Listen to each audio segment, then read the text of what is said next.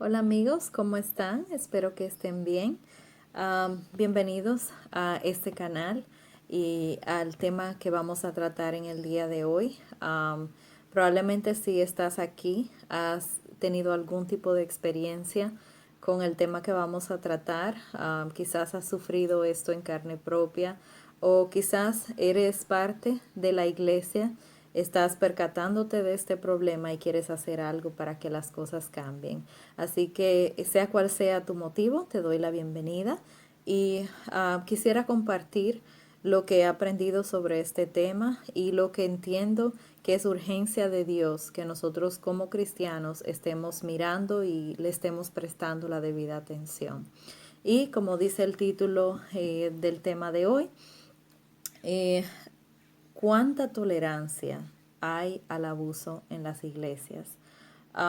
Es una realidad de la que casi no se habla, una realidad que quisiéramos no ver, pero es una realidad que muchas personas están viviendo dentro de las iglesias y de la comunidad cristiana y francamente es indignante la situación a la que estamos sometiendo con nuestra ignorancia y con nuestra falta de acción a muchas personas inocentes. Entonces, existe una actitud generalizada en las iglesias cristianas de tolerar, de perdonar, que yo creo que francamente va de acuerdo con la palabra. Sin embargo, cuando esta tolerancia significa permitir que una persona inocente esté siendo sometida a maltratos, y no hacemos nada al respecto, por el contrario, dejamos que la persona abusiva haga lo que quiere y no se le estorba, creo que estamos incurriendo en pecado y que delante de los ojos de Dios no seremos inocentes. Entonces, quiero empezar hablando de este tema porque es un tema del que no se habla en sentido general, no solo en la sociedad, sino que las iglesias no suelen tocar estos temas.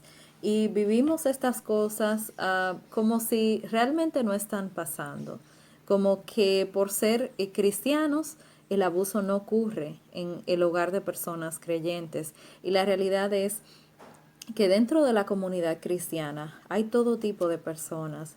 Como dice la escritura, ahí está el trigo y está la cizaña. Y hay muchas personas viviendo una vida que por fuera refleja la fe, pero que tras puertas cerradas no es nada que agrade a Dios.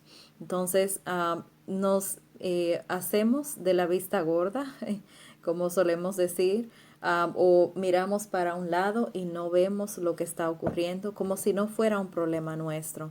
Hermanos, y esto no es así. Dios no quiere que miremos para otro lado, sino que confrontemos al pecado.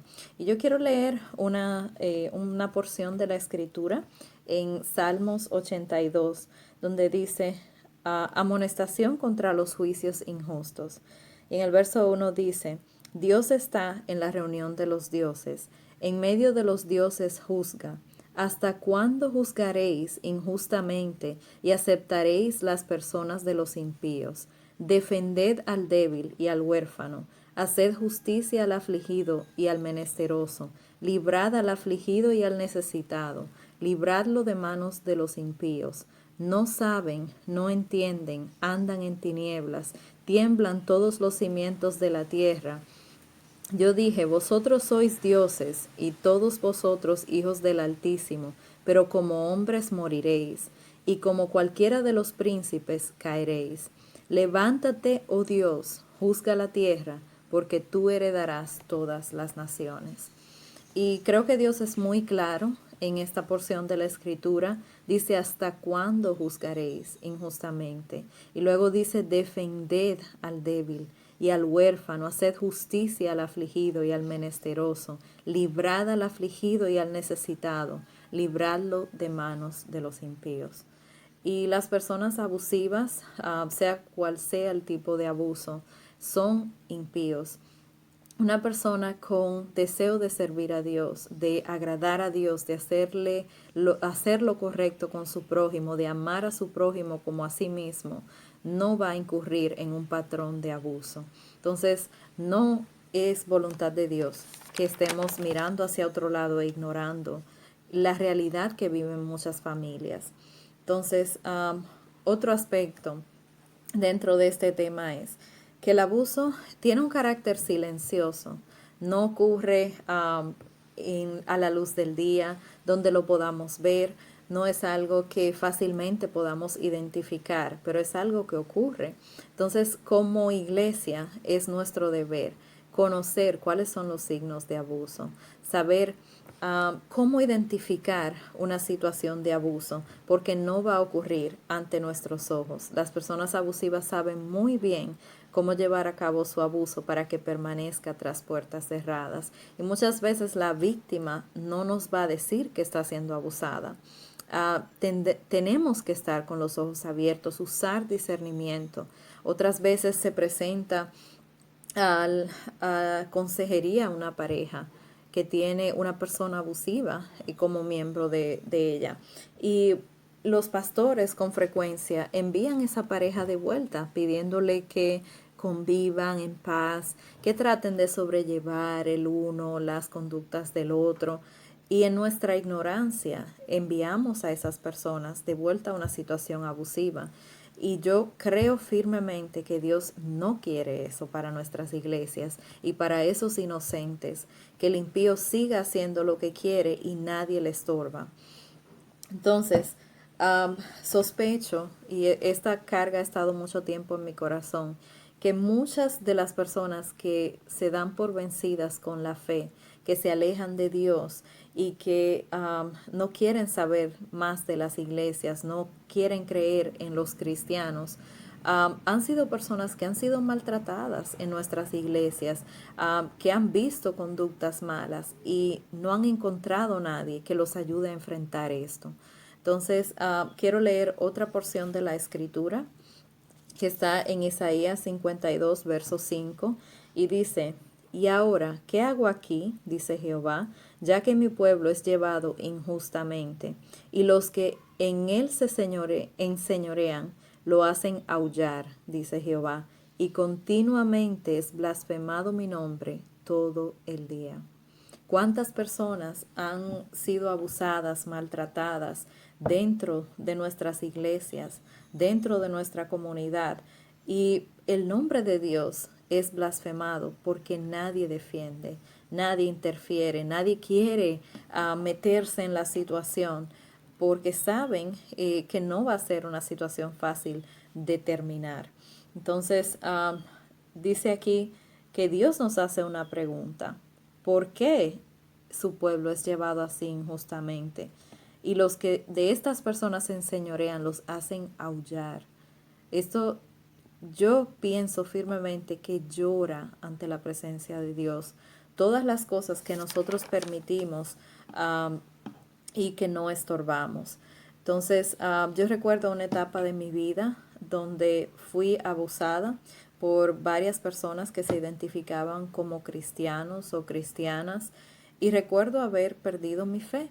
Yo pensaba, ya Dios no ve, Dios no es un Dios justo. A menudo estas personas que se identificaban como cristianos me decían que Dios estaba de su lado, Dios no estaba de mi lado, Dios me castigaría. Y sin embargo, lo que pasa en estas situaciones es que la víctima suele sentir que es la persona que está equivocada, que verdaderamente Dios está del lado de la persona abusiva. Y como el abuso no es estorbado, pensamos que verdaderamente Dios no ve, que verdaderamente Dios no está ahí, que Dios no nos ama. Y llega un punto en que a menos que Dios nos rescate con su amor y podamos responder a su intento por ayudarnos, solo así podemos salir de esta situación.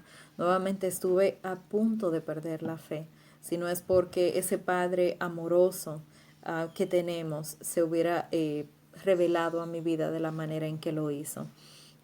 Y Dios aborrece lo malo. Si tú quizás estás siendo abusado y piensas que Dios está del lado de la persona abusiva, quiero que sepas que no es así, que Dios está de tu lado y que Dios se encargará de la persona abusiva a su tiempo y en sus términos, pero quiere que tú te acerques a Él. Entonces, otra de las situaciones que dentro de nuestras iglesias facilitan el abuso, facilitan que las personas abusivas se salgan con la suya, es que muchas veces aplicamos las escrituras de manera equivocada en situaciones de conflicto, situaciones de familias disfuncionales, de pastores quizás con conductas abusivas del pueblo de Dios. Aplicamos escrituras como por ejemplo, el amor todo lo soporta, el amor todo lo cree. Y yo sí creo que estas porciones de la escritura están ahí para que veamos cómo debemos amar y cuál es la naturaleza de Dios reflejada aquí. No nos dice que soportemos el abuso y muchas veces no usamos el sentido común. ¿Cree usted firmemente que el maltrato Dios nos va a enviar a soportarlo? Yo no lo pienso así.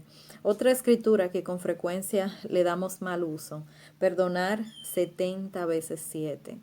Am, mm, Estamos obligados a perdonar siempre, pero perdonar en casos de abuso no significa usted regresar a ser abusado nuevamente.